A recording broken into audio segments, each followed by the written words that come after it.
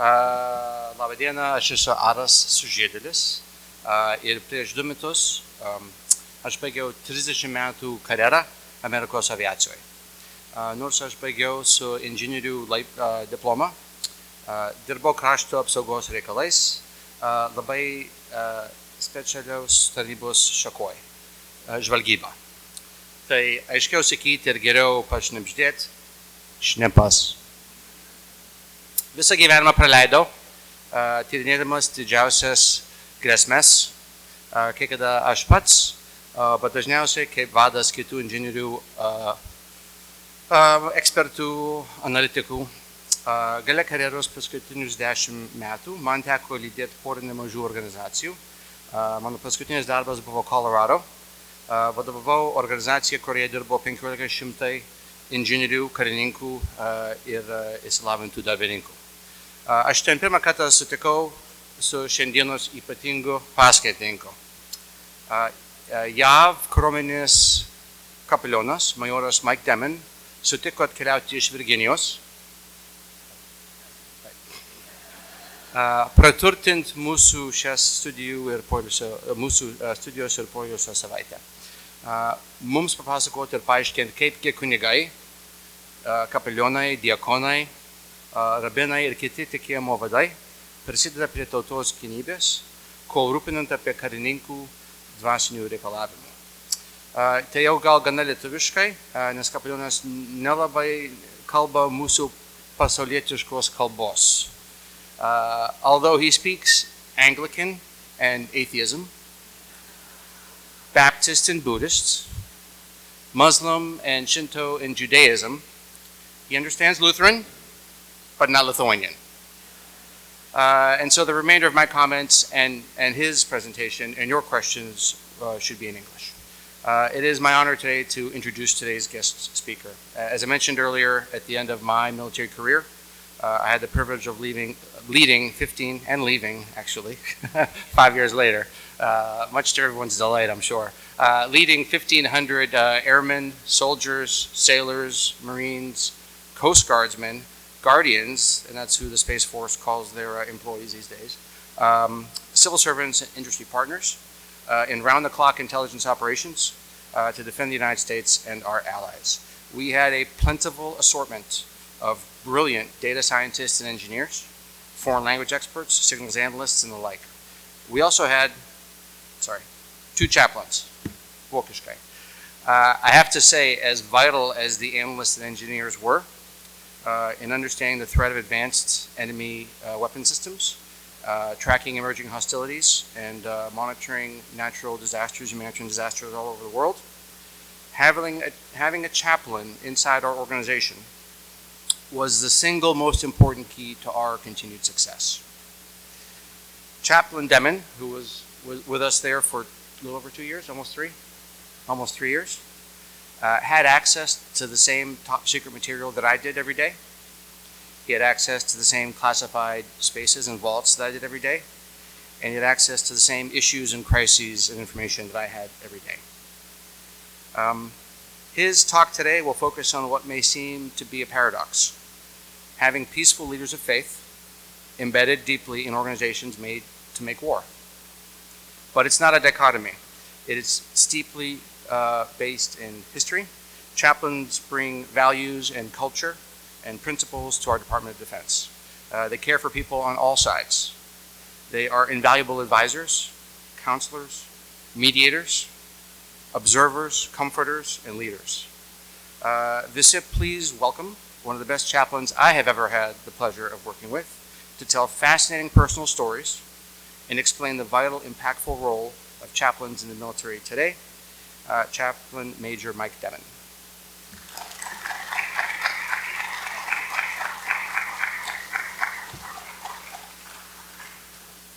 Achu. That was kind. So there I was. I hadn't showered in days, probably about 5 days. Just baby wipes in the porta potty. We've been doing battle drills since dawn. The evening sky was teasing the earliest colors of the sunset. And we'll see if the slides, can you see that behind me? Oop, of course, once I click it, it breaks.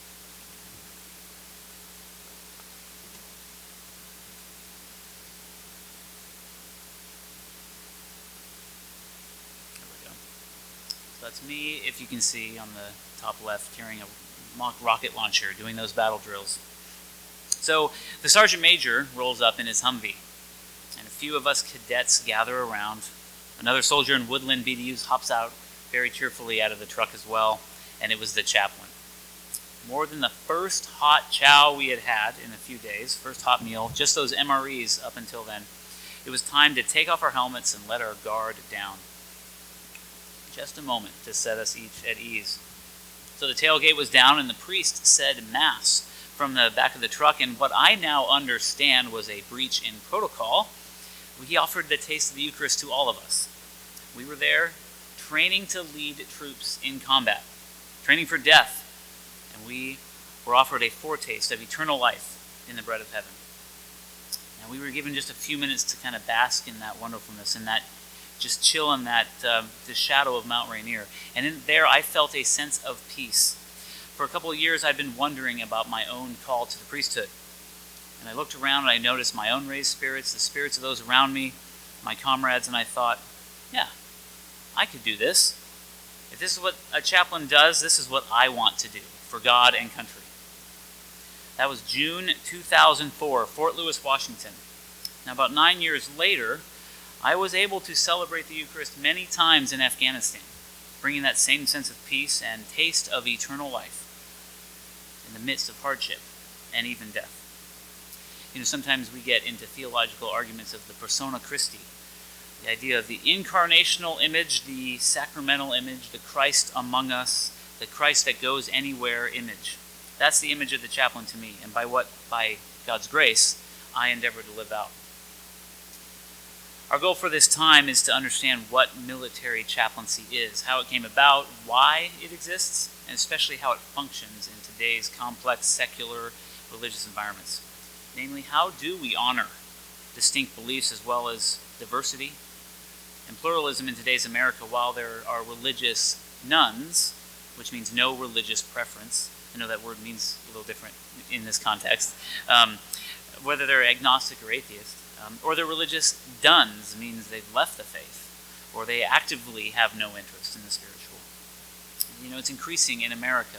The religious adherence, though, is increasing around the world. You know, I think of Father John's sermon this morning, actually, bringing that to light. So first, I'll talk about my story. I'm not the most important, but I'm right in front of you, and I will help you with the lens by which I see some of this interesting topic. And then we'll talk about the chaplaincy story. We'll do a hasty history lesson all the way back to St. Martin of Tours, into George Washington, into the wars of the 20th century. Then I'll bring up some notable chaplains along the way. You may know a few. You may know the 4 chaplains, or you may know Father Emile Capone. The thing is, the Army is people. Chaplains are people too, believe it or not. And I will show you a few great men who have carried this torch of religious leadership. Then I'll start wrapping it up by bringing us back to the now, the past 20 years of the global war on terrorism, where chaplaincy goes from here, including on ongoing and looming conflicts. This is probably a good opportunity, though, to mention that this talk only contains my personal views. Technically, I'm on a leave status. I am not speaking on behalf of the Army or the Army Chief of Chaplains or the Department of Defense or the U.S. government in any way. So any errors in this presentation are my own. I first remember wonderment at church as a small kid. Do each of you have that first wonderment of church image? I have vague memories of attending Episcopal Mass maybe when I was about 6. My youngest son is about 6, and so I think of that age. And I have clear memories when we were attending church. Actually, when I was a Cub Scout, the den leader was a non-denominational church leader, so we attended his church for a few years. But you see, my mother was raised Anglican in Regina, Saskatchewan, and so we tried to find an Episcopal church, and there was one in our hometown, and there was a man who had just been called to be the priest of that congregation, and so we got to attend his ordination in this cathedral behind me. This is St. Mark's Episcopal Cathedral in Seattle. And my mom says, I was about 10 years old, my mom says as we drove home, I just peppered her with questions. That's probably the earliest idea of maybe there's something to the priesthood for me. In high school, I served as a senior acolyte. I think it's what you would call an altar boy. And I remember one particular Good Friday service And I was able to hold the cross aloft for all 14 stations, probably 45-minute, maybe an hour-long service. I held that cross aloft for the whole service. And some of the church ladies leaned to my mom, "Has Michael ever considered becoming a priest?" I don't know if every young man wants to hear that, but I remember the comment, and I kind of filed it away. But I did always feel a call to military service. I was an Eagle Scout. Both my parents had been in the Navy.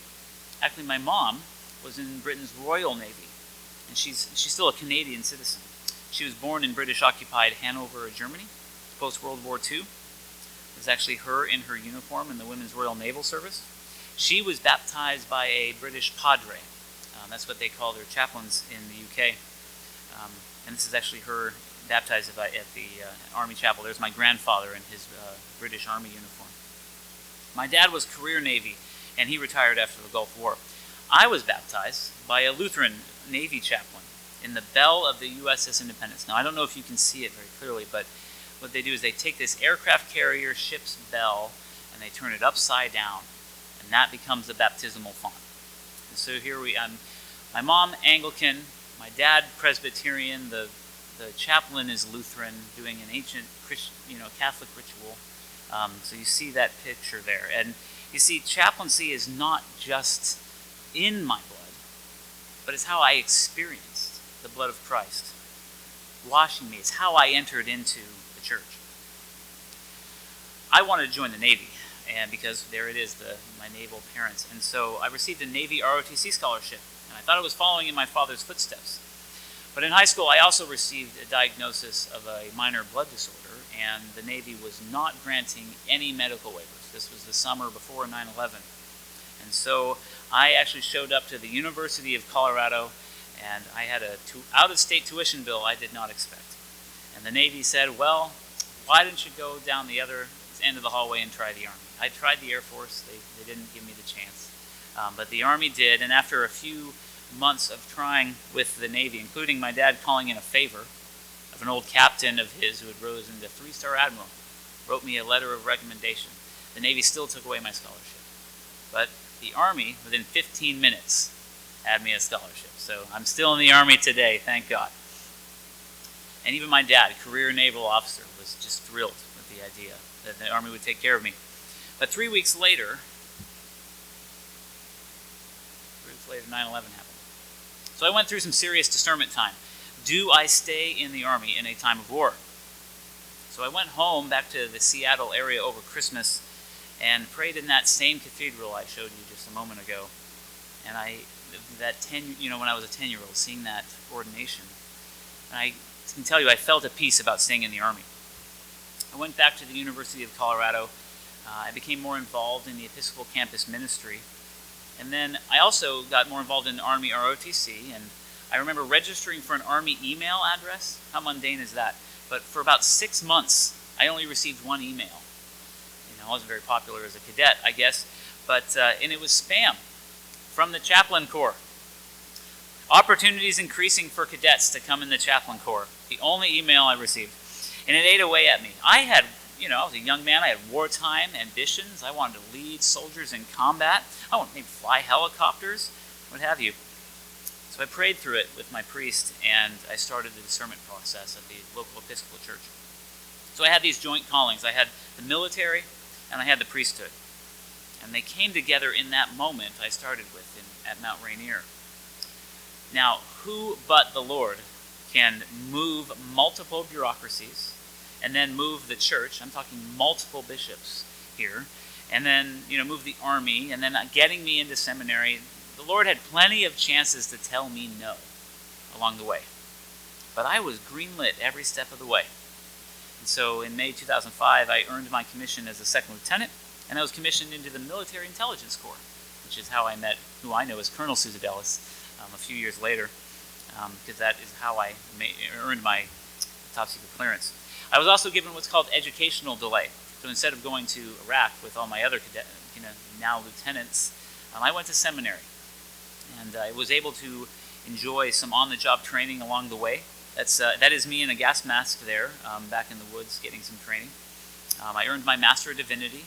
I did some OJT, on-the-job training, I was in seminary, and then I joined the church. I did about 3 years as a priest in northern Colorado. I was a reserve chaplain, did weekend drilling. I served 3 months as a hospital chaplain at Madigan Army Medical Center, just south of Tacoma. And it was during 2007 when about a few times a week, almost daily, we were receiving wounded from Iraq and Afghanistan all the way back to the States. And we also were receiving car accidents from between Olympia and Tacoma. And then I returned to that same training ground as a chaplain to the cadets. And I got to be that bright-eyed, smiled chaplain that I had experienced 2 years earlier. Finally, in 2011, I joined active duty. And that's me taking my oath of office as an active duty chaplain with my wife and my daughter, who's now 12 in that picture. They joined me, and I went to active duty. And my first unit was with an Army unit, Fort Stewart, Georgia, and we deployed, even though we had tanks, we deployed in support of special forces doing village stability operations. What you see here, top left, is a picture of a memorial ceremony, because we did lose soldiers while we were there. And some of you at meals, I mentioned I actually wear this bracelet. This is for the memorials that I've said downrange. In that deployment, we lost 7 Americans, 6 of which were soldiers. One was a civilian interpreter, and there were 5 people attached to our unit directly. You also see here being able to do Mass in the field, and so you find what table you can, and I've recreated a little bit of that here on the piano, what a field Mass looks like. And then my wife had these dog tags, and you might see a 3 and a panther there as an addition. That on the other side of it had Joshua 1:9, be strong and courageous. So that's how I entered into active duty. That was my deployment to Afghanistan. After that, I joined the paratroopers. I was stationed at Fort Bragg, and I was jumping out of those perfectly good airplanes that the Air Force has. Not just with paratroopers, but with airborne engineers. So they don't just jump out of the airplanes; they throw bulldozers out beforehand, and then they rebuild airfields. That's what they were doing. And I also became a jump master. So you might see on the top right there me with some other jump master trainers, and camoed up with my operations officer there. There's a special prayer that I would say when I would inspect as a jump master. I would inspect the parachute harness, make sure they were wearing it just right. And I had soldiers who would tell me they didn't believe in anything else, but they didn't mind the chaplain being the one doing the inspection. After that, I was able to go to Buckley, which is now Space Force Base, as Eris said, and that's where I got to meet him. And I don't have any pictures from inside where we were doing that work. I'm so sorry. Our soldiers were, it looked to me like they were reading The Matrix, the green Gospel movie. But their soldiers were still soldiers, and so I got a chance to do physical training with them, PT. We did a foot march on the anniversary of D-Day there on the top right. The idea of being able to say a prayer, there's a prayer we have at the beginning of our Mass. We call it the Call for Purity. Unto all hearts are open, where no secrets are hid. It felt like a special honor to be able to say that prayer inside a U.S. government secret facility. I just wrapped up a joint assignment with a cyber unit near Fort Meade, and in 2 weeks I will start as a student at the Catholic University of America in D.C. as a moral theology and ethics student. And then in the follow-on, I will go and teach ethics in the U.S. Army's training pipeline. So the idea that our young lieutenants and captains need to be formed in the idea of their ethics, their professional ethic, and moral decision-making. So in these 15 or 18 years or so, I've had the chance to see many angles of Army chaplaincy, some peeks into the Air Force chaplaincy, and I've worn a few different uniforms in that time. We change them about as often as Star Trek does, I find, it seems. But my story has roots that inform the core of what chaplaincy is, today and beyond. Now, the chaplaincy itself can claim roots, I would say, as deep as Aaron and Moses. So, remember the story of, and now it's famous with Joshua Tree National Park, but Moses keeping his hands aloft. I think this was the Amorites they were fighting. As long as his hands were aloft, the Israelites were successful. And so Aaron and Joshua keep his hands aloft. And so this idea that the clergy are coming alongside and supporting the battle. Or you might think of the Levites carrying the Ark of the Covenant in support of David and the kings of Israel. The idea of the clergy engaging with the political or military apparatus. The idea of entering into the very place of life and death. Now, it sounds perilous for our kind of Enlightenment idea, this notion of separation of church and state. And remember that. Maybe if you want to ask a question, that's a good one for a few minutes from now. But it's not unique to the Judeo-Christian ethic. The temple priests would follow Greek and Romans into battle. I think there are some traditions of, like we said, in Shinto and Buddhism, of the clergy following as well. But truly, the idea of what a chaplain is today traces back to St. Martin of Tours. Martin, as the legend goes, was the son of pagan parents in the 4th century, just after Christianity had been legalized in the Roman Empire. And his father was a cavalry officer, I think, in the Roman army. And when he was about 10 years old, Martin became curious about Jesus and eventually became a catechumen. Yet he also wanted to follow in his father's footsteps. I'm sympathetic to that. And he became an officer in the Roman army. Again, as the story goes, there was one cold evening and Martin was going back to his camp. He was on his horse and he noticed a beggar on the side of the road, not very well clothed, and he was moved to compassion. And he used his officer's sword to have his officer's cape. Think of the gospel story. If you have 2 cloaks, share one. Well, he made 2 cloaks from his one, and Martin shared it with this beggar. And that night, in a dream, he received a vision of Jesus himself. And the Lord said, "No one would help me except for you, Martin, a young catechumen." Long story short, on Martin, he left the Roman army, and some say he might be the world's first conscientious objector. And he eventually became Bishop of Tours in Gaul, or what later known as France. He opened a Benedictine monastery, still in use to this day. What makes Martin special for chaplains is that cape, or that cloak. It became a relic, of course, in Latin, kappa, or in French, capella. And the holding place for that cape became known as a chapel. And eventually kings, including Charlemagne, wanted to carry the relic of the patron saint of soldiers out into battle. And so a priest would become custodian of that cape, and he would be called a kapellan, or a chaplain, the priest that holds the cape. Extending the meaning in the tradition of St. Martin, a chaplain is someone who cares for the poor, but also serves as a living reminder of Christ in the midst of battle, a quiet testimony in the places of power and in death. I also like St. Martin, if you'll allow me, because it's the oldest church in Britain. In fact, St. Martin of Tours Church in Kent, outside of Canterbury, was there before St. Augustine of Canterbury was sent by Gregory the Great. So there's a little bit of our Anglican church heritage. It didn't start with Henry VIII. So I just want to put that out there, if you allow that. The American understanding of chaplaincy is really rooted in none other than George Washington.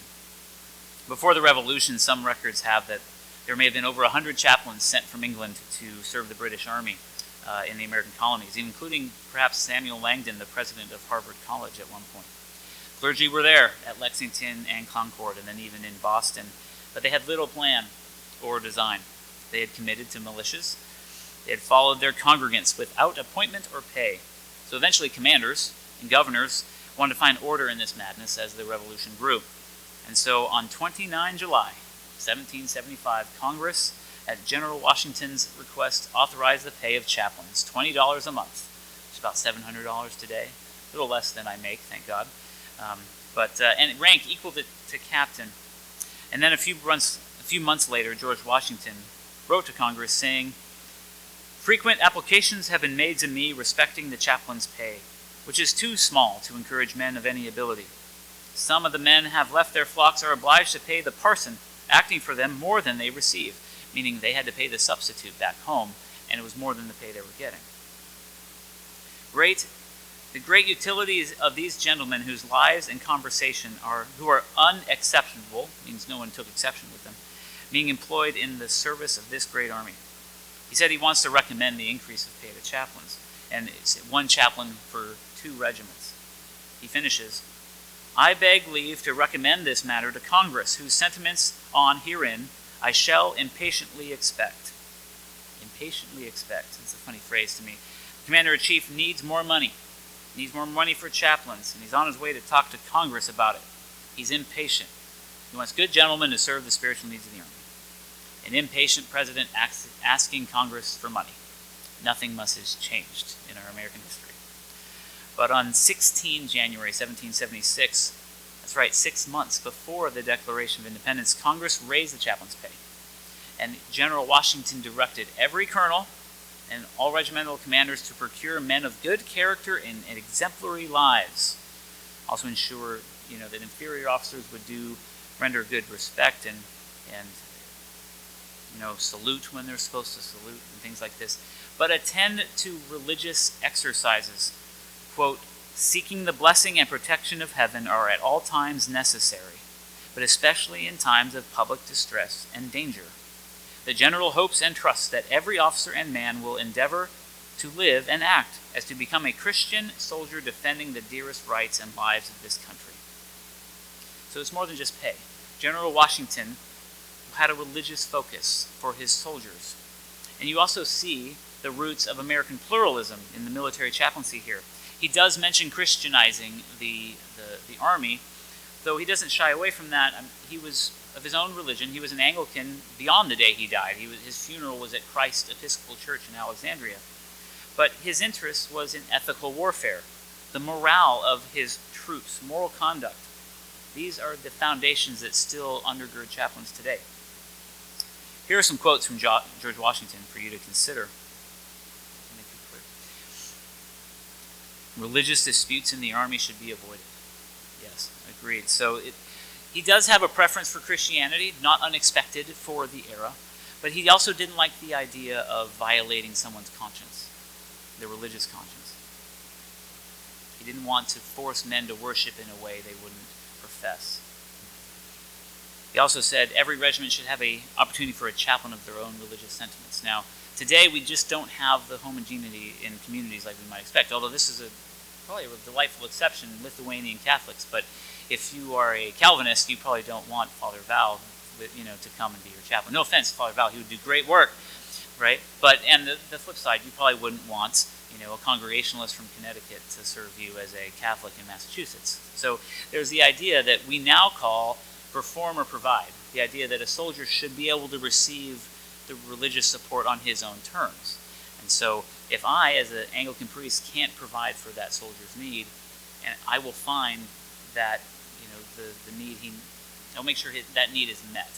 And so if a soldier asks me to do a bris, I'm getting on the phone with the rabbi. I'm not trying to do that myself. Lord have mercy.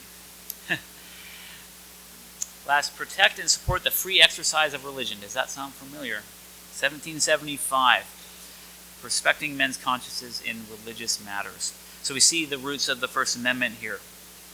It's incumbent upon commanders to support free exercise and not violate rights of conscience. You might say the tie goes the runner on this between religious free exercise and religious establishment, or though as an Anglican I got to be careful about established religion coming from an established church, you might say. And even jurisprudence today, the Supreme Court is still weighing this up until even last month. But the idea we don't compel religious practice that violates the conscience. Instead, we want to lift up a soldier's conscience. That's key to the counsel that we provide today. Now, I want you to keep George Washington's foundations in mind as we continue our historical journey. And I don't want to dwell too much on the American Civil War, except to say that chaplains were on both sides of the war. They were wearing uniforms. They were paid as officers. Again, they were given customs and courtesies, we might say. Even up into the frontier wars, chaplains didn't necessarily wear the branch insignia of a silver cross that we see today. They actually wore a shepherd's crook. It looked like this. See, it makes me think of King David, or the shepherd that was called to fight Goliath, or of Psalm 23, or of Jesus' own description of himself as the Good Shepherd. The chaplain is charged with the spiritual care of the flock, whoever they may be, even asked to lay his life down for his friends. I think if Christians and not do really appreciate John 15:13. No one has greater love than this, than someone who lays his life down for his friends. And so now we have the branch insignia, we call it, of the cross. And you see other symbols as well, the tablets of David, the tablets of the Ten Commandments, or the Muslim crescent. But even in this shepherd's crook, you see gospel values, such as, I have sheep not of this flock, or I come to seek and save the lost, or while you were yet sinners, Christ died for you. Now, I can't remember who said it first, whether it was the Marine Corps or Captain Kirk, but, kill them all and let God sort them out. Well, chaplains changed the phrase a little bit. We say, serve them all and let God sort them out. Now, as we come closer to the present, I want to give you 3 episodes from the 20th century that show this maturing into practice in the 20th century, from World War I, World War II, and Korea. So from World War I, Episcopal Bishop and Chief of Chaplains Charles Henry Brent. He demonstrates the role of church leadership going into the chaplaincy and then coming back out as well. Charles Henry Brent was born in Canada in 1862, so I have a fondness for him in that.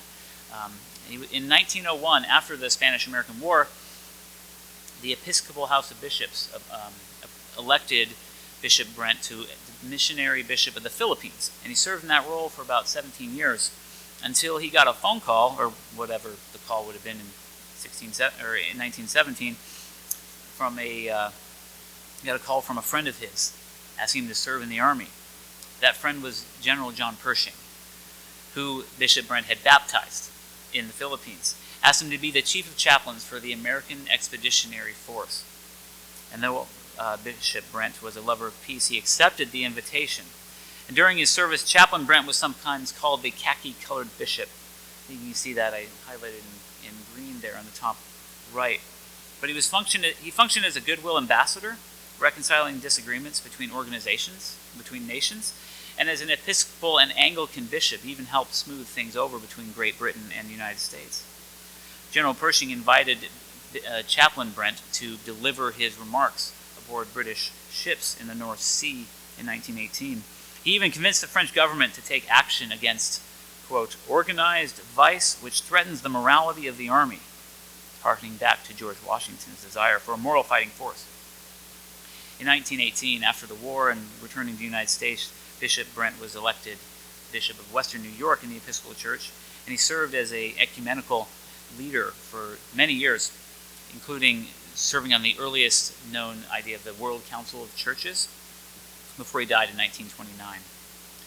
One historian described Chaplain Brent like this: a saint of disciplined mental vigor, one of whom soldiers were proud to salute and children were happy to play with, who could dominate a parliament yet minister to an invalid, a priest and bishop who gloried in the heritage of his church yet who stood among all Christian brothers as one who served. He was everywhere an ambassador of Christ. And so you can see living out the shepherd's crook, but also the bishop's crook together in Chaplain and Bishop Brent. He was also a man of prayer. Integral to the Anglican daily office since the 20th century is one prayer for mission that Bishop Brent wrote. We say it most mornings in our morning prayer, and it goes like this: Lord Jesus Christ, you stretched your arms of love on the hard wood of the cross, that everyone might come within the reach of your saving embrace. So clothe us with your Holy Spirit that we, reaching forth our hands in love, may bring those who do not know you to the knowledge and love of you, for the honor of your name. Amen. And so Bishop Brent, Chaplain Brent, demonstrates religious support, religious leadership, being true to one's own faith, yet serving the world on its own terms, yet from one's own convictions. He was a churchman, a missionary, a soldier, and a diplomat, serving both privates and generals. And his feast day in the Episcopal Church is the 27th of March. If we go forward to World War II, perhaps the most famous picture of ecumenicism is that of the 4 chaplains of the SS Dorchester. Has anybody heard this story? Very good. I'm glad to hear that. So, do we have some people from New York City here? Yeah. So I want you to picture New York City, 1943, thousands of American soldiers getting ready to go to Europe. And among those soldiers were 4 chaplains. Probably more than these 4, but these 4 chaplains, you had Father John Washington, Rabbi Alexander Good, Pastor George Fox, and Pastor Clark Poling. They attended chaplain school together just a few months before, and they spoke of bringing the troops together in common humanity. So America, many faiths, many skin colors, many ethnicities, and that's reflected in the army, but trying to carry the idea of one America going to Europe to go against the inhumane Nazis conquering Europe. In the dark morning of February 3rd, 1943, while sailing in Nazi-infested waters in the North Atlantic, the Dorchester was hit by a torpedo. And in the frantic escape, some men had just woken up. Maybe they weren't even clothed. Well, they forgot their life vests, many of them. And the chaplains were above deck trying to provide order. As the story goes, the 4 chaplains each offered their life vests to soldiers who lacked them, giving those soldiers at least a chance to survive in the frigid Atlantic February waters. Now, these chaplains could have held on to their life vests. They could have jumped overboard first. But they stayed and they sacrificed themselves to help others, and they went down with the ship. One survivor mentioned seeing the 4 chaplains arm in arm, praying and singing hymns as the ship goes under the water, illuminated only by the emergency beacons. And they say they could hear them praying in Latin, in Hebrew, and in English. A special version of the Medal of Honor was given to the 4 chaplains posthumously in 1960. It's there, the 4 chaplains medal. And today the Army Chaplain School is decorated with stained glass of the 4 chaplains. And our main auditorium is named for Fox and for Poling. And the practicum labs are named for Father Washington and Rabbi Good, ensuring that all chaplains are immersed in the story of the 4 chaplains, their ecumenicism, their common humanity, and their final sacrifice as we begin our service. These values are core to a chaplain's identity, whoever sends them and wherever they're sent. Now, there's a quicker story from World War II. You may have heard it from General Patton when he asked for a special weather prayer before the Battle of the Bulge. That chaplain got a Bronze Star for that prayer, that one prayer. And there's a chaplain named George Wood who did all 4 combat jumps in World War II, and he captured a Nazi flag, and that flag is on display with his communion kit in the 82nd Airborne Division. The thing is, chaplains like to tell the story of the 4 chaplains more because it's not the story of battlefield heroism. It's a story of selfless sacrifice. Each chaplain honoring his own tradition, yet still serving alongside others. Protestants, Catholics, and Jews, and now even more, putting the soldiers' needs first, even unto death. I'll feature for you one more chaplain. I imagine one that you've heard of, Father Emile Capone. Who's heard of Father Emile Capone? Yes. He was sometimes called a comfort to all and a scandal to the enemy. He's a servant of God, potential saint of the church. Now, I can tell you, most chaplains would be extremely excited to hear that the first, and correct me if I'm wrong, but the first American-born male saint, would be Emile Capone. There are other American men who have been sainted, but they weren't born in the United States. But Emile Capone was born in Kansas in 1916, classic all-American dirt-poor heartland farm boy, growing up into the Depression. He felt an early calling to the priesthood, and he served in World War II. In fact, there are recorded sermons of him preaching to occupied Japan. And then he rejoined the army at the start of the Korean conflict. So he fights in Korea. His unit is captured. Reportedly twice he had the opportunity to escape and didn't because he wanted to stay and care for the wounded. There are a few different resources that link to the stories of Emile Capone, but this is quickly from an article of the Saturday Evening Post written by Lieutenant Mike Dow, who was a fellow POW, describing Father Capone. It goes like this.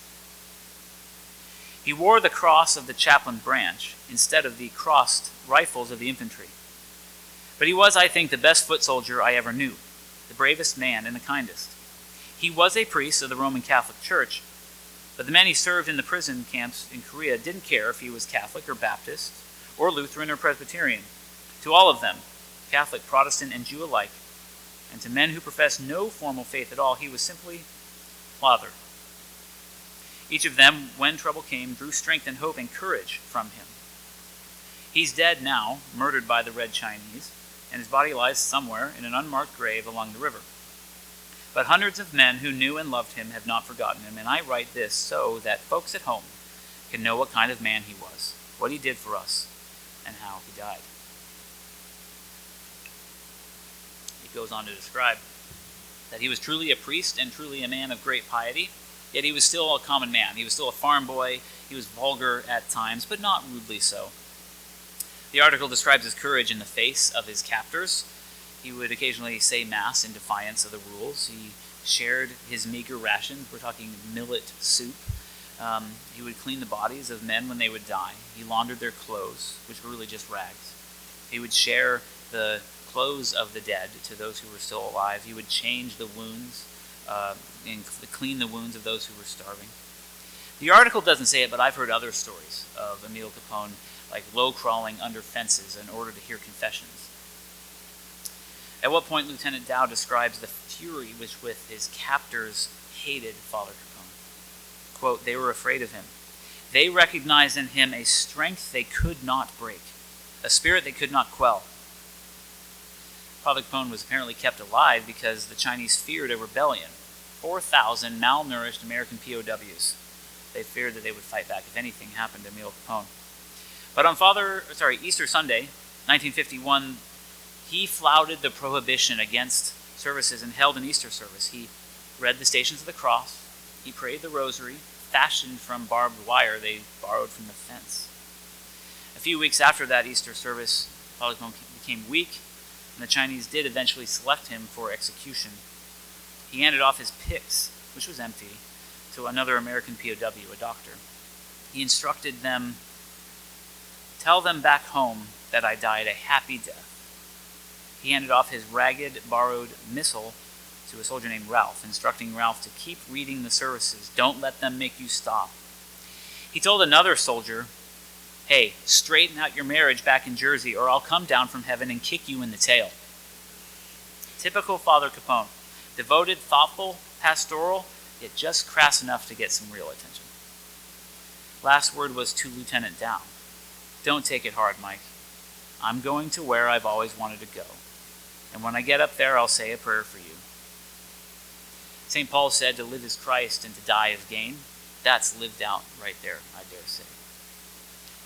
Emil Capone was awarded the Medal of Honor on April 11th, 2013, and this is his nephew receiving that from President Obama. And he was buried in an unmarked grave, but just recently, actually in 2021, with improving technology, his remains were identified, actually in some remains that were delivered to Hawaii from the North Koreans in either the 1950s or the 1990s. And he did receive the rite of Christian burial on the 29th of September 2021 at the Cathedral of the Immaculate Conception, the feast day of St. Michael, another patron saint of soldiers, patron of paratroopers. In 1993, Father Capone received the designation Servant of God. Again, he's not yet venerable or beatified, but it's our hope in the Chaplain Corps that he might be made a Catholic saint. If you want to know more, FRCapone.org is the Diocese of Wichita's well-done website advocating for his sainthood. Now, we had chaplains in Vietnam coming right up to 9/11. I knew a Navy chaplain who was in the Pentagon and was, helping with the debris right as it happened. Secretary Rumsfeld was doing that as well. What I have pictured here is the chapel that is in the ring right where the Pentagon was hit. We put a chapel right there, which brings us about to today. So we've had 20 years of the global war on terrorism, and where does chaplaincy stand today? What we've really done is we've put our three competencies, we call them three competencies, to work. Nurture the living, care for the wounded, and honor the dead. I'll say that again. Nurture the living, care for the wounded, and honor the dead. We have stepped into some interreligious roles, especially in the last 20 years, the global war on terrorism, call it GWAT sometimes. It's been moderate success. I did meet with one, he was an officer in the Afghan army, about the closest equivalent they had to a chaplain. It was right after Quran was accidentally burned on Bagram Airfield, and we were experiencing plenty of green on blue attacks, we called them. So Afghan army and policemen were killing U.S. soldiers. It happened once to our unit. We were trying to figure out how to reduce that kind of conflict. There are examples of chaplains meeting with imams and mullahs generals bringing around their chaplains to help prove we're not actually the godless Satan the Taliban is trying to tell everyone we are. Although my name is Chaplain Demmon, but sometimes it gets mistaken for Chaplain Demon, which is a really fun problem to have in the Army, because the soldiers have a good sense of humor. I had one Green Beret major who he wanted me to visit some of his soldiers, but he also said, "Chaplain, I have to say over the radio, Chaplain Demon incoming, because I know the Taliban is listening, and I want them to hear it."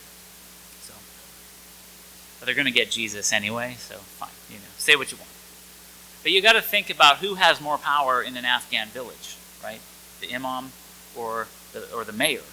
I mean, I think of rural Georgia or North Carolina, if you really want something done, are you going to talk to the mayor or are you going to talk to the senior pastor at First Baptist? It's not actually too far off. It became a little bit of a mess, but we see that it's important to have religious knowledge as we engage with other countries. I mean, you think of the theocracy in the Islamic Republic of Iran. North Korea is nominally atheist, but there's such a cult of personality around the Kim family, we have to have an idea of how to digest religion there. We have to take that into account when we have tensions with the Koreas. Even considering Russia and Ukraine, we see faith and church intertwined. Patriarch Kirill's close association with Vladimir Putin and the intra-Orthodox struggles between Moscow, Kyiv, and Constantinople. The sad idea is that religion is still in the midst of warfare. These are human institutions. So, having chaplains on the commander's staff is key. It helps with what we call either internal risk or external risk. Internal risk is back to what George Washington wanted, a moral fighting force. Whether that's the lofty ideas of a soldier, fighting for liberty, or we're just trying to keep him out of trouble on the weekends, or try to save his collapsing marriage. Or it can be that external risk that the commander must account for religion on the battlefield. Sometimes the intelligence officer doesn't actually understand the importance of the holiday or why the local nationals are fasting. So these are the different symbols of chaplaincy today. You can see the Latin cross in the middle. That's actually a Hindu symbol on the far right over the word defense there. And you can see this is what at least the Army Chaplain Corps does. Like I said, nurture, care, and honor. And then we advise the commander on internal and external matters. We get now as well into the idea of ethics and will to fight. We ask our soldiers, will they actually do what we ask? And we've noticed with varying degrees of success, whether that's happened, even in battles we've won. So why does this matter? Why do commanders care? In fact, Colonel Suzadelis, what you said before about how much chaplains mattered, there was a point where chaplains were the only ones allowed onto the floor during COVID. We called it the floor, where the soldiers were doing the intelligence work. If you weren't on keyboard, you had to be one of the chaplains. Even the commanders weren't able to go. But as I prepare for ethics study in the next year, I've been quietly exploring this idea of the professional military ethic, jus in bello, right? Good conduct during war. And with Russia's recent invasion of Ukraine, it's a living and sadly ongoing case study. We don't want Russia to be successful. I think everyone in this room probably agrees with that. God forbid it, but we can take note of Russia's conduct since February 2022. We can consider their struggles to subdue Ukraine, the alleged atrocities and war crimes, casualty rates, desertion rates. Consider how a numerically superior force, and a force with more capabilities, is struggling, how they have great losses. Is it because of their morals, their morale, their professional ethic? The soldiers are poorly informed, they're systematically hazed. Does that affect their response to adversity on the battlefield? How does an unethical and low morale force, how does that degrade readiness? How does it threaten success? Is it spiritually perilous to execute a just war? And as much as we might wish for better in our own system, whatever your political persuasion, how a fearful and autocratic regime, how does that lead to dangerous battlefield outcomes, especially even in chaos? And so as Russia threatens beyond Ukraine, as some of us well know, into NATO, or China threatens Taiwan with increased attention even just into this week, it becomes a pressing issue for religious advisement to commanders. What do we know? about the nature of religion, ethics, and morale on the battlefield. In the meantime, down to the closest levels with the soldiers, we want to provide risk mitigation, as we call it, to the commanders. Back to George Washington's goals of a moral force. And so, even as we see the rise of no religious preference, millennials and Zoomers who just don't grow up with faith. There's been great work done by two particular academics, Dr. Lisa Miller and Dr. Angela Gurels. Lisa Miller wrote the book Awakened Brain. She basically proved, through MRIs and through peer-reviewed research, the universality of spirituality. You can't say that prove that there's a spirit, but there is a physiological reaction to what we would call the spiritual. So we must tend to that, just like we do physical and mental readiness. And chaplains can help coach leaders and soldiers and NCOs how to do that, especially with ongoing risky behaviors and even a suicide epidemic. Angela Gurels wrote the book Gravity of Joy. She was trained at Yale and at Baylor to help non-spiritual people have spiritual conversations, even while their brains are still forming before they're 25 years old. Chaplains are being trained to get into those conversations without stepping on the establishment clause landmines. Even today, however you want to characterize today, with nuns and duns, like I've said, we still need to honor the dead. Religious expertise, the First Amendment, religious faith, even if that becomes a foreign value as millennials and Zoomers grow up, and you might say woke and faithless. Not my words, of course, but other words you might say. There is still spirituality to tend to. There's still something to cultivate there. Advisement is still required. Even more so if perhaps commanders themselves don't have their own experience to draw upon. Commanders at the lieutenant colonel level about my age. I'm 39 years old. You might call a senior millennial. And if my peers don't grow up in the faith and they're still leading soldiers, we want them to have good advice, because you still need a doctor and a lawyer on staff, right? So the chaplain stands by to provide and advise, as we now say. We provide for the religious needs of soldiers and families, because they are still displaced from their home faith communities. We perform and provide based on their needs, whether it's worship, or it's counsel, or it's coaching, or it's comfort, nurture, care, and honor. We also advise. We help commanders make decisions, considering the religious and spiritual dimensions, just as they must consider religion and personnel issues and logistics. We do this from those ancient roots I told you about, the Revolutionary War roots, even recent traditions of shepherding our pluralistic, our multi-ethnic flock, being that light in the darkness, the alongside you priest in the midst, the ambassador for the author of life, even in the face of death. For we all know, Jesus became incarnate and entered into death. Where else would he ask us to follow him? So I've given you a picture of the chaplaincy from my own perspective, my own heritage, my own history. We've looked at St. Martin of Tours and George Washington. We looked at Charles Henry Brent and the four chaplains and Neil Capone. And we briefly considered what it means for today. Religious pluralism in a decreasingly faithful force. Yet a force facing increased religiosity around the world. I want to finish with you, before I open for questions, with General McConville. He's the Chief of Staff of the Army. He's in the center there. And his number one priority is people. People are the Army, and the Army are its people, he says. Now, not to dismiss the Navy's ships, or the Air Force's planes, or the Space Force's satellites. The Army has toys too, and they make big booms, and they're fun, right?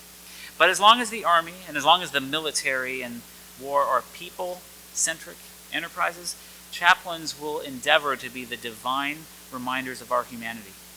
Will be necessary to nurture, care, and to honor, and ensure that even in our hardest of times, our people strive to be our best. I thank you, and open it up to questions.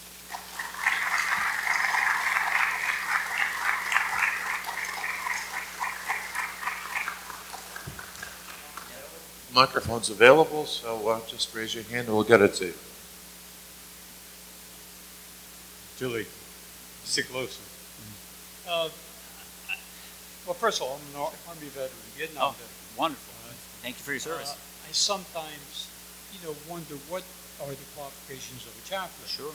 Because I know in Vietnam, we would have Mass on Sundays whenever it's available and so on, but we never knew of anybody else except for a Catholic priest.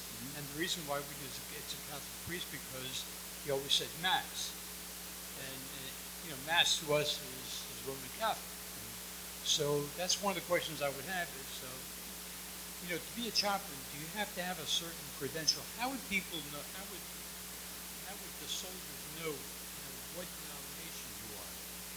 Well, that's great. So I heard two questions. So what are the qualifications for a chaplain? And you want to make sure, because we want to make sure that someone who loves Jesus and knows how to read the Bible and they just come right in and become an officer. That's not what we want. We want some quality control, and we've had to learn some lessons. I gave you some great examples of some chaplains. There are also some not so good examples. We do have some chaplains, sadly enough, at Fort Leavenworth for what we call the long course. The idea that there's bad examples. We want to avoid that. So we make sure that they have what's called a Master of Divinity, which is a 90-some-hour master's degree, 3-year master's degree. So they have to have college, bachelor's degree, and then master's degree. And then to avoid the establishment clause, it's the United States doesn't check your work as far as where you're coming from faith-wise. We have endorsement agencies. And so that's the idea that a church has said, yes, you're good to go. There's about, I think, over 200 of those. Everything from ones you would expect, like actually you have one endorser here. This is the Archbishop, Roman Catholic Archbishop for Military Services. This is Timothy Buglio, Archbishop Buglio, and I get the chance to meet him. Bottom left. Yeah, that's right, sorry. Yep, bottom left. One of the bigger faces. I wanted you to be able to see him, right? But he's an endorser for Roman Catholic priests. You think of your name brand Protestants, they have endorsers similar to that. So that is the idea that a church has said you're good to go. So you have education, you have a church saying that you're good to go, or Muslims and Jews have similar organizations, up to the Hindus and Buddhists. Those are the 5 I think that we've accounted for. And then experience. So I mentioned in my story that I went from seminary. I had to serve in a church for about 3 years before the Army said, all right, he's good to go. It's very practical. The military wants you to make mistakes on your own time, not on their time. So we're still going to make mistakes. So education, the idea that a church is blessed off on you, and you have at least 3 years. They try to 2 to 3 years of experience before you show up as an active duty chaplain. I think one of the reasons I asked that question because I'm also part of the American Legion. We also have a chaplain on every one of our posts. So one of the chaplains that we have now, that doesn't really have all the qualifications that you're talking about. And he has died. Okay, so we assign somebody else who doesn't have any part of that qualification, but we still consider him a chaplain, and he does, the duties that the old chaplain used to do. So, the term sometimes used very loosely. It could be, and that's true. The word chaplain gets used, it's used well. I mean, the Bureau of Prisons has chaplains, hospitals, hospice chaplains is one of 4, police and fire department chaplains. At least for the Department of Defense, that's how we find chaplains, and we put the word chaplain in front of the military. It's very close as well for the VA. The American Legion, I'm not sure how that gets figured out, but we're getting to the point where even private corporations are developing chaplaincies, and there are endorsement agency-like organizations doing similar work, because they're finding that chaplains can engage at this level. With less people coming to church, we need more of the idea of people going to where people are. But as far as how the American Legion figured out, I don't know if I can exactly speak to that. I'm sorry. Yeah. Good. Oh, and as far as how we know what denomination we are, you don't until you ask. So we're all wearing the same military uniform. We have a cross on our uniform. At least the Army puts it over here. The Air Force puts it over here. And just to be more confusing, the Navy puts it right here, at least on the camouflage uniform. So you see the cross and the tablets and etc. But as far as which denomination Christian, it's not until you ask. You might be able to pick it up along the way.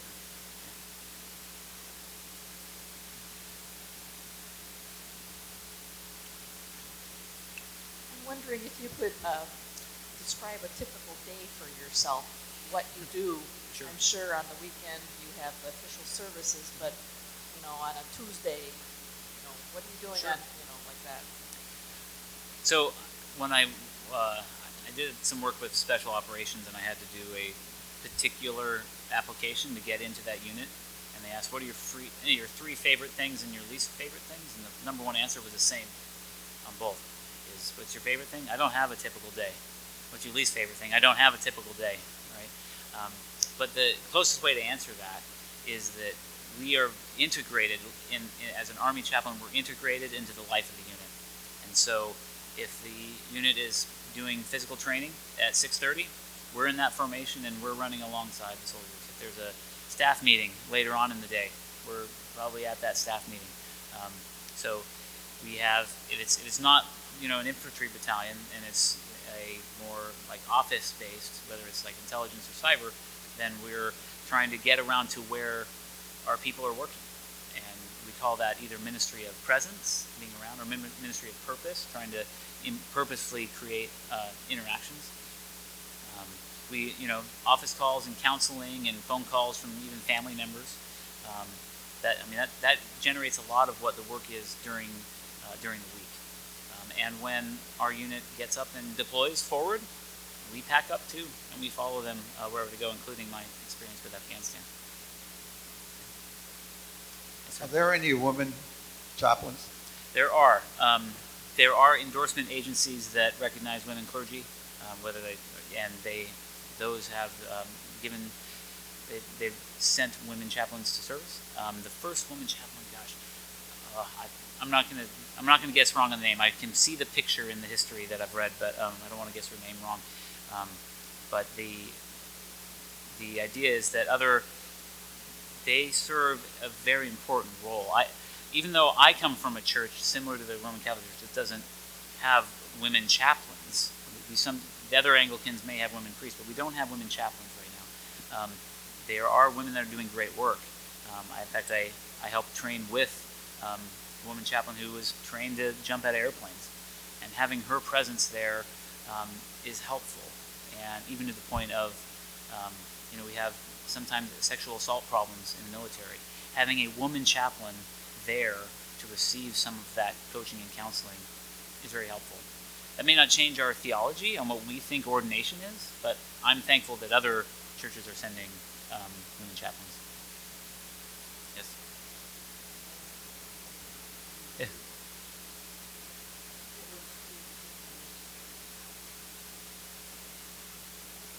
Mm-hmm. Oh, yes, yes.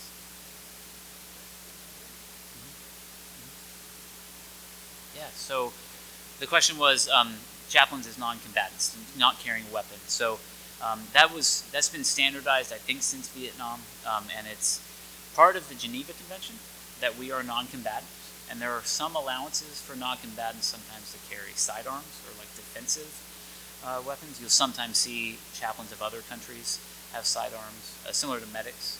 Like the idea would be a medic would be able to defend the soldier he's caring for. So there is the Geneva Convention. I'm hesitant to say outright prohibits chaplains, but the Congress does. The U.S. Congress prohibits chaplains from carrying weapons, and that's endorsed by each of the three chiefs of chaplains. So the Marine Corps and the Coast Guard come under the Navy for chaplaincy. So all three chiefs of chaplains have policies that we will not carry weapons in combat or specifically train for combat. My opinion is that I'm a good soldier, and I listen to the policies of those that put out from my superiors. I will still go to where the training is happening, and so I will get familiar with what they're doing. Before I was a chaplain, I had the opportunity to fire a howitzer round, and it was really exciting.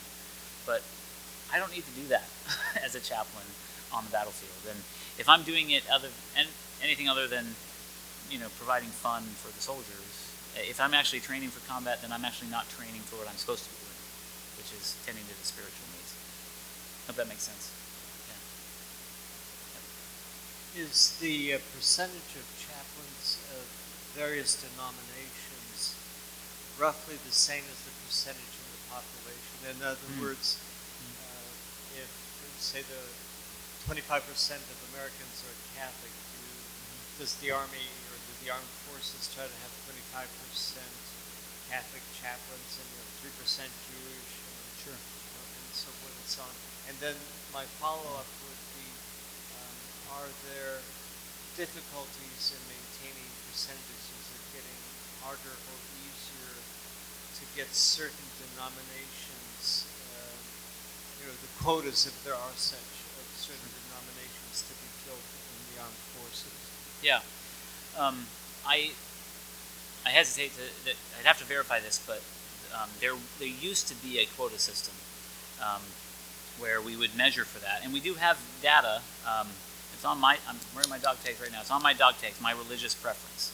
And that is a point of data that is known.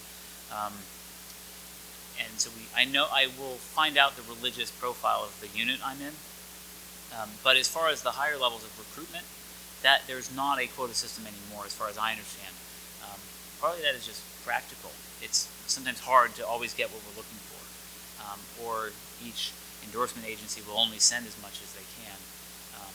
And there's also a concept that, I gave you some of those Washington quotes of you should have this chaplain of the same denomination as you have, but we now are more of an idea of perform or provide. So I'm happy to facilitate the needs of whatever soldier comes to me.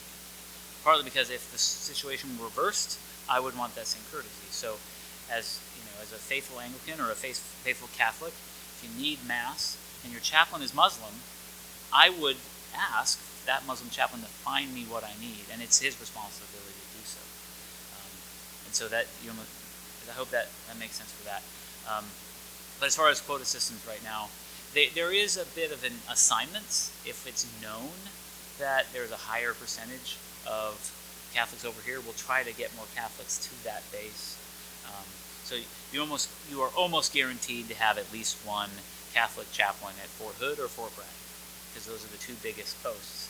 And so that way, we at least have a uniformed chaplain at those posts. When we deploy, and especially examples through Iraq and Afghanistan, we try to always make sure there were enough priests forward to do those needs, those specific. They're called low density, high demand. It's a technical term, of course, but so that we have enough coverage for those needs.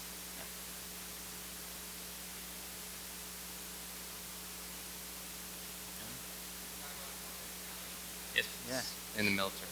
Confidentiality, yes. So our concept of confidentiality is both in regulation and in law, and it is at the same level, we would say, as Roman Catholic confession. That's usually what I use. And we as Anglicans have the same sacrosanct for confession. But it's an idea of privileged communication.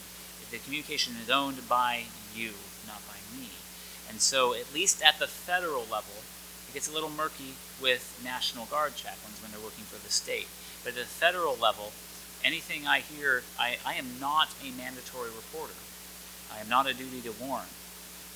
Even in intelligence, sometimes if I hear something, it was said to a chaplain in chaplain receiving service, it's the same level, whether I'm wearing my purple stole or not. It's 100% confidential. We sometimes make dad jokes about that. You can have 10 bodies buried in the backyard. You tell me about it, I can't tell anybody. But more to the point, and this has become successful for me in a few different ways. There's been times where soldiers have come to me with active suicide ideation. They're like, I am getting ready to kill myself. And if other people hear that, if our psychologist hears that triggers some things, emotions, some reaction. Soldier comes to me with that, and that's a confidential communication.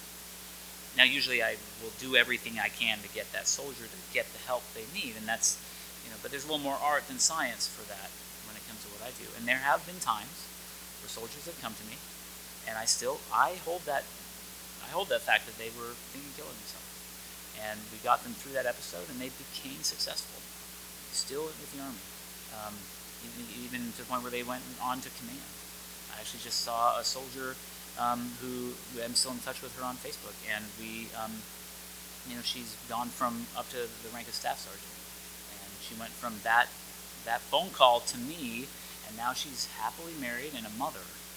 And those success in the military and the way her relationship went would have probably happened differently if it triggered things like you must go get mental health counseling, you must be, go to a behavioral health clinic for 30 days or what have you.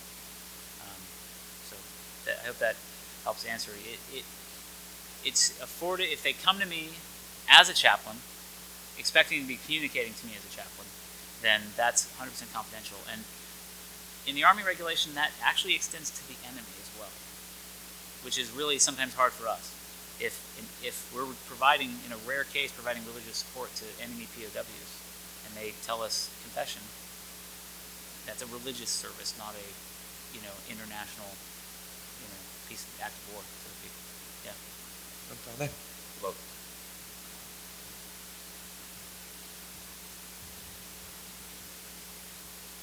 Do you go into a battle like you see in the World War II movies where there's a big battle in the field and the chaplain is giving some last rites to the dying soldier? I have not.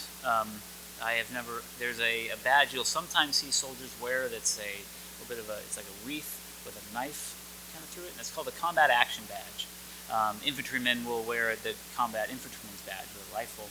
That means they've been shot at. They've engaged with the enemy. So I don't have that. I have not engaged with the enemy. I did go what's called outside the wire a couple of times when I was in Afghanistan, where I was not with, American security. There were times where I had to go under shelter in a bunker. It didn't feel super dangerous when it was happening, but there have been examples. We did lose one chaplain named Dale Getz, who died in a roadside bomb in Iraq, and so there have been combat casualties in the global war on terrorism. The idea is that we go about as far as the technical phrase is the casualty collection point. The idea that where the wounded are being tended to, that's about as far forward as we should go, because we don't really have much to help out farther than that. But in the last 20-some years, it's been hard to know where the lines are. So a little bit of a both-and question or answer for you, because the idea of the lines, war isn't always like that.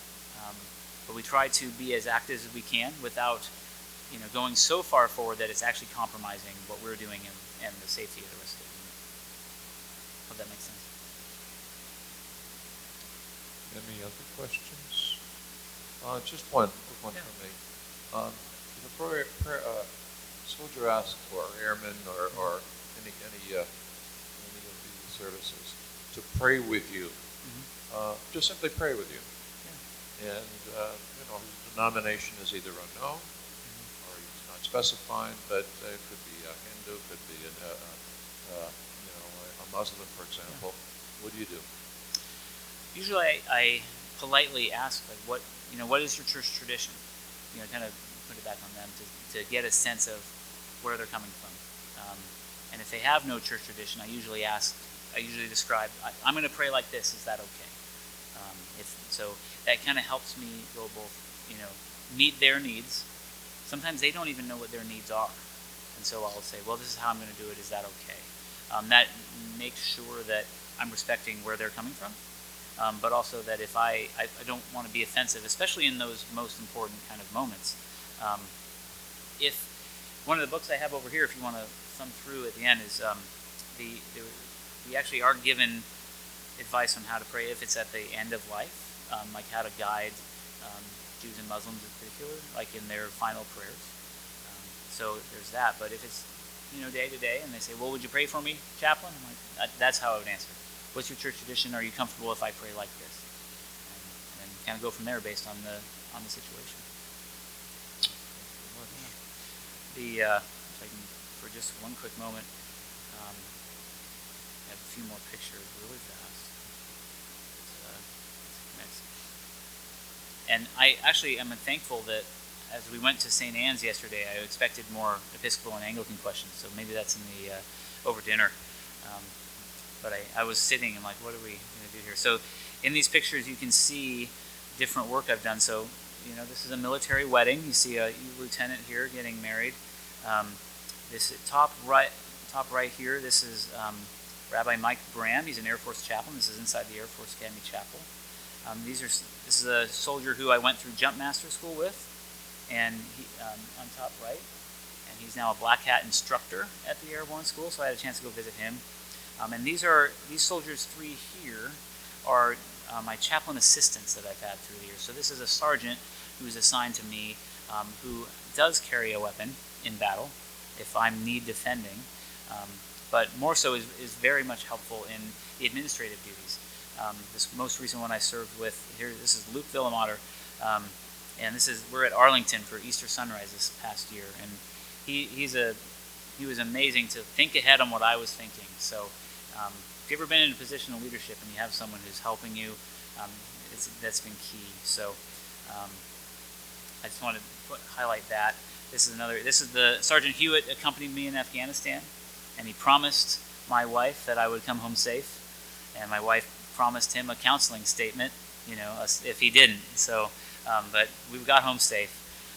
This is a picture of all the unit ministry teams, all the chaplains and chaplain assistants training on how to load and unload Black Hawk helicopters before we went to Afghanistan. All those little moments are important to make sure. We don't need to be experts in fighting the battle, but we got to know how to get to and from the fight. So, I really enjoy this picture of the jumping chaplain here. And this is a more friendly view of international relations. This is an Anglican priest in Australia. He's with the Royal Air Force in Australia. I got a chance to meet with him. So how many jumps?